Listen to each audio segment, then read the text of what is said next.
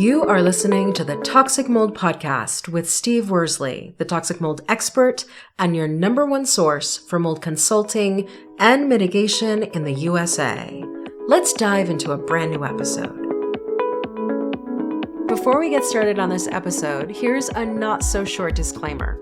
While all attempts have been made to verify the content provided in this podcast, neither the podcaster or the producers assume any responsibility for errors, omissions, or alternative interpretations of the issues discussed here. All information stated in this podcast is the opinion of Steve Worsley. Steve Worsley is a mold specialist with over 25 years of experience in the construction and mold industry. The Toxic Mold Podcast is for information sharing purposes only. The views expressed are those of the podcaster and his alone. These views should not be taken as expert instruction or commands. While there may be references to medical conditions and symptoms, all podcast episodes are the opinion of Steve Worsley, and any medical questions or concerns shall be addressed with the appropriate licensed medical professional or professionals. As the podcaster refers to different mold types, please be aware that Steve Worsley is not a microbiologist, and questions concerning mold specifics should be answered by the appropriate professional. Steve isn't, nor does he offer any legal advice. For any legal advice, you must speak with a lawyer. The listener is 100% responsible for his or her own actions.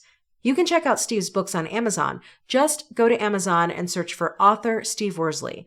You can also take Steve's courses on Udemy or Skillshare, and you can find out more about those at cnccontractorservices.com. Now, let's get to the episode. Hello, good morning. You're listening to the Toxic Mold Podcast with Steve Worsley.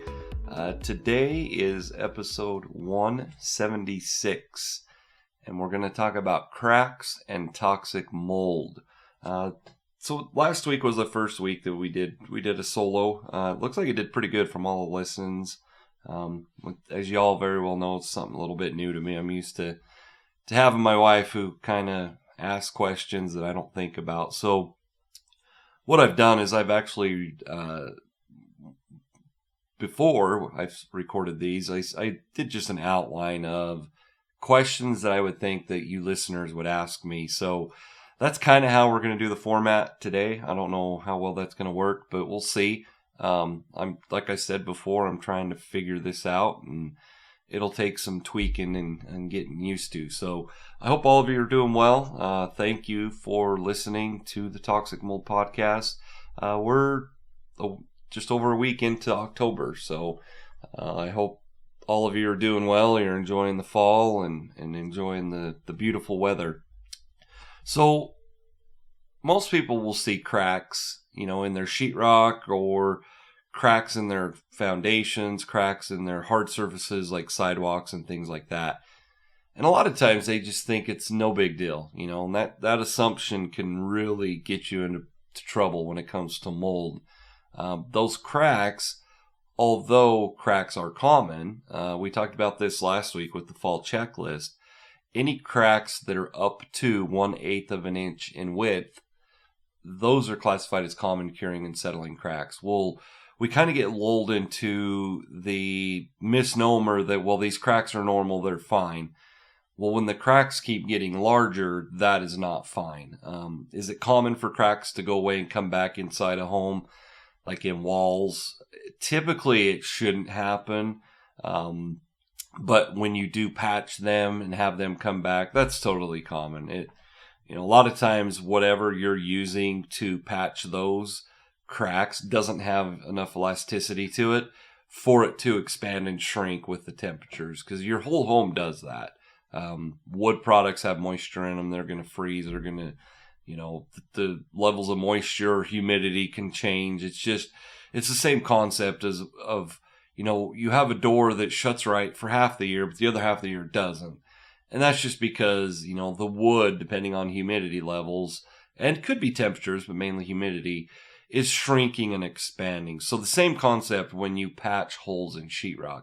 Now, outside, if you're patching any concrete, you obviously should use, like a Sikaflex or something that is designed for concrete and it has enough elasticity to expand and shrink in the freeze thaw. I was going to say seasons, but the freeze thaw time of the years, which right now we're somewhat hitting that in October. So at nighttime, it's freezing. During the day, it's thawing. So that stuff's shrinking and expanding. Not that extreme with concrete, but the soils are doing that. And as we get deeper into the winter, obviously it's going to get worse. So my whole point with that is don't get lulled into the common, or these are common cracks. Like that's something that's going to get you into trouble. It's no different than just because your body does something every day or does it all the time doesn't mean that it's normal. It might be common, but it's not normal. So, when should it become a concern? And so that's, like I was touching on that earlier. When it becomes a concern is when things are getting worse. And when it gets worse, that tells us there's moisture intrusion or you're adding more moisture. So we're going to give an example of a crack, let's just say in your driveway. It's in your driveway. It's not going to hurt anything when it comes to your home and mold. That's typically what you think. For the most part, you're right. It shouldn't. It's a driveway. It shouldn't have anything to do with your home and toxic mold.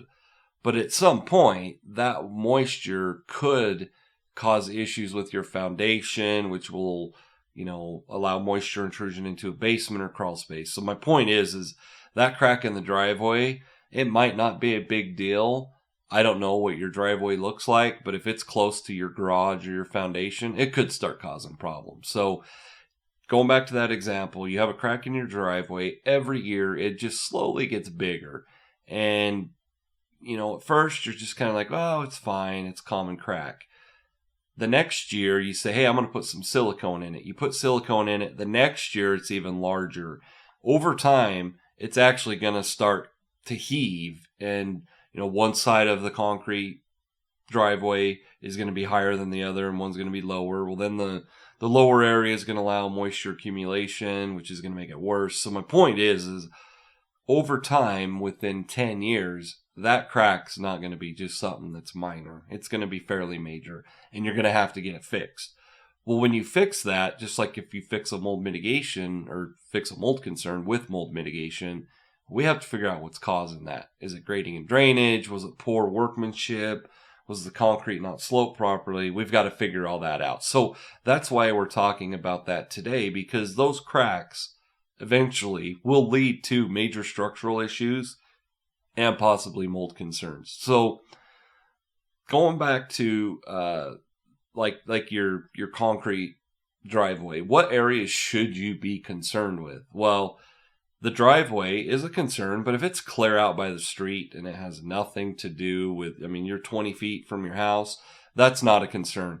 What we're concerned with is everything that's within 6 feet of what I call the apron of the house. So the foundation, the walls, however you want to look at it. But 6 feet away from that structure, we need to be concerned with. Doesn't mean it's, if you have a major issue at 8 feet, it doesn't matter. No, I'm not saying that. But as a standard, everything within 6 feet of the home you should be concerned with. Well, that would include sidewalks, your driveway right where it meets the garage, your garage floor, your foundation. You could have cracks in brick or the mortar, the grout that's in the brick. So those are the areas you want to be concerned with. So what obviously the easiest way to determine if it's going to cause a problem is to monitor those areas. We have cell phones now. We have cameras literally in our back pocket all the time. Take a picture of it. It's timestamped. So it's October 10th. You took a picture of this crack. It's in the fall. It's not really freezing yet. And then next year, next spring, take another picture and compare it and see, if you want to get technical like engineers would do, you can get your measuring tape out and you can actually measure the crack and just monitor it every year and keep track of it. But that's the key is to keep track of it now or monitor it. on top of that, you need to figure out what's causing that. If it's not changing, meaning the crack's not getting any wider, it's not growing, it's not really doing anything, it's the same crack that's always been there, for the most part, you shouldn't worry about it. But if it is getting worse, you need to figure out what's causing that. Is there a leaking gutter above it?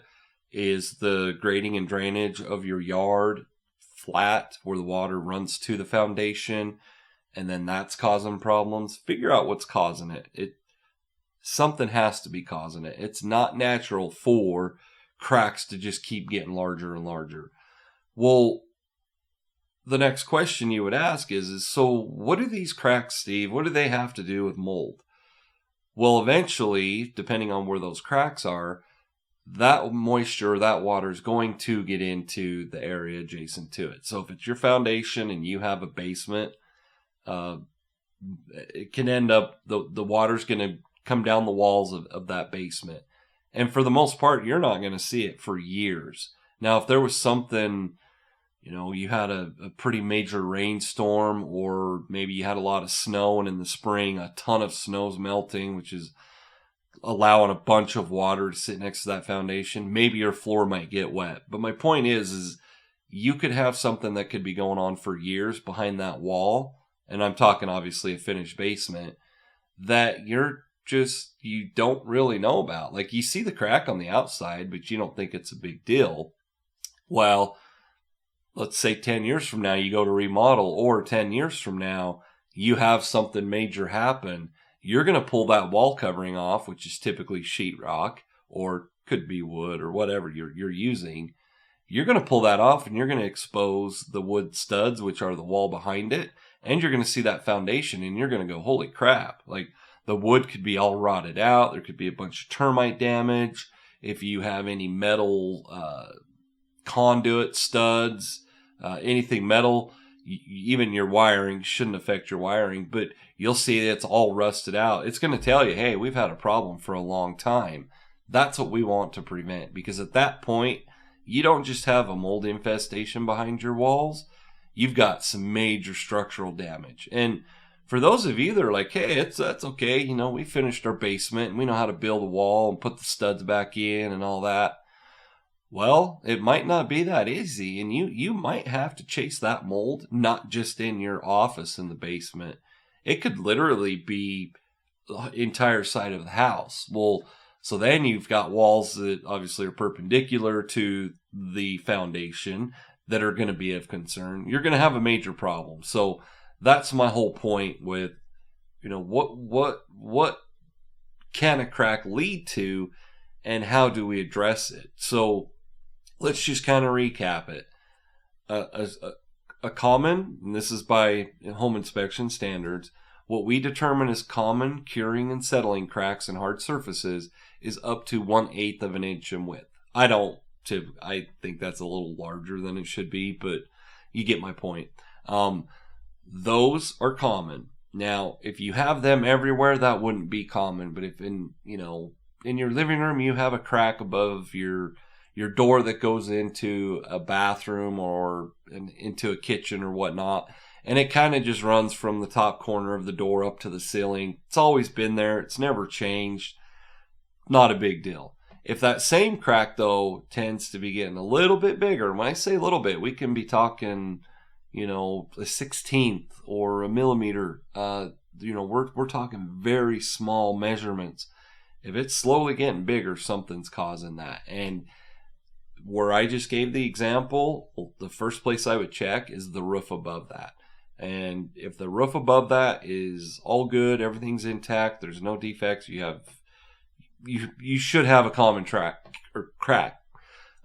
Should you contact somebody if you believe that that's getting worse? Absolutely. You can bring in a home inspector. You don't have to call an engineer and pay them, I don't know what they charge, $1,000 to come look at things. But call a home inspector or call a mold specialist and say, hey, I want to make sure that you can take a look at this crack. I want you to, you got to make sure, obviously, this mold inspector has an infrared camera. I want you to make sure there's no moisture concerns going on up in the attic. Like that, you would address that. So Foundation cracks, like we talked about earlier, if you have a foundation crack, even if it's a common crack, if the dirt grade outside is level, that water's still going to get in through that crack and make its way down that wall.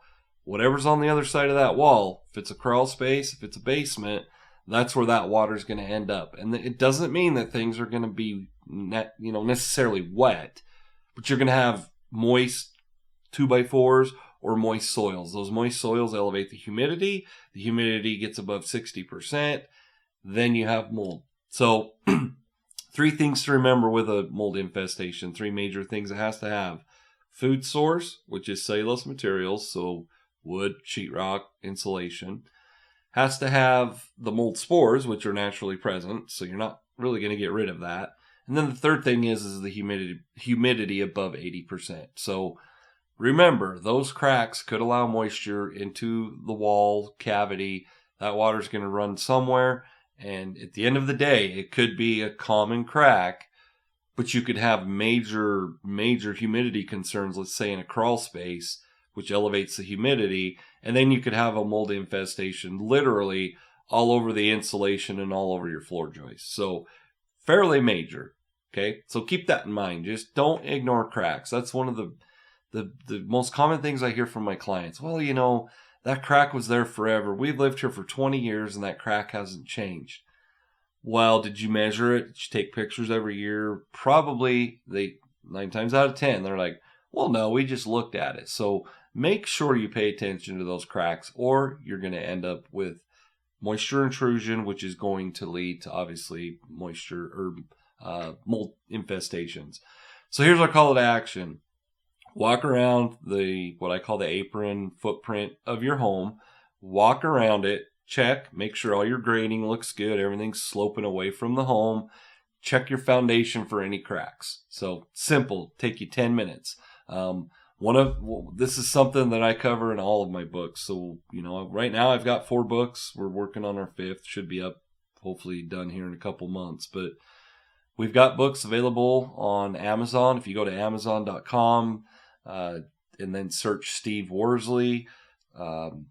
There's all 4 books will pull up. You can buy it in paperback, you can buy it in Audible, or you can get it in Kindle. So go to Amazon and check out our books. But anyhow, that's it for this episode 176. Have a great day. Thank you for listening to this episode. Make sure you go to our website at cnccontractorservices.com and sign up for the mold investigation checklist. Again, go to cnccontractorservices.com and get your free mold investigation checklist today. You can also on cnccontractorservices.com find out more about Steve's courses and books and consultations. Once again, go to cnccontractorservices.com.